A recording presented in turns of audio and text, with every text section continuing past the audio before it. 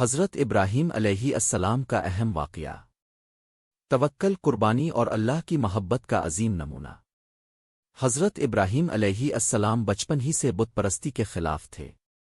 اپنی قوم کو سمجھایا کہ یہ بت نہ سنتے ہیں، نہ دیکھتے ہیں اور نہ نقصان فائدہ دے سکتے ہیں۔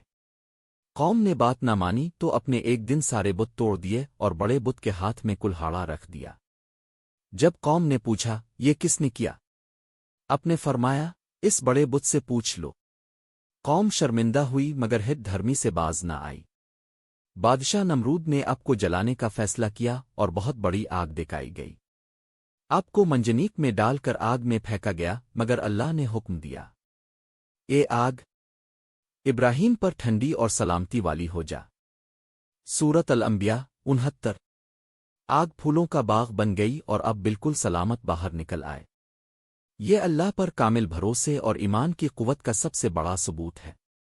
قربانی والا واقعہ، حضرت اسماعیل علیہ السلام کی قربانی۔ ایک رات خواب میں ابراہیم علیہ السلام نے دیکھا کہ وہ اپنے بیٹے کو اللہ کے حکم سے قربان کر رہے ہیں۔ خواب پیغمبروں کے لیے حکم ہوتا ہے، اس لیے اپنے بیٹے سے کہا، بیٹا، میں خواب میں دیکھتا ہوں کہ میں تمہیں ذبح کر رہا ہوں، تم کیا کہتے ہو؟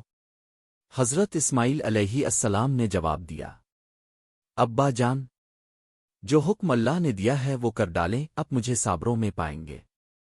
جب دونوں نے حکم پر عمل کے لیے خود کو پیش کیا تو اللہ نے اسماعیل علیہ السلام کی جگہ جنت سے دمبا اتار دیا اور یہ عمل عید الاضحیٰ کی سنت بن گیا۔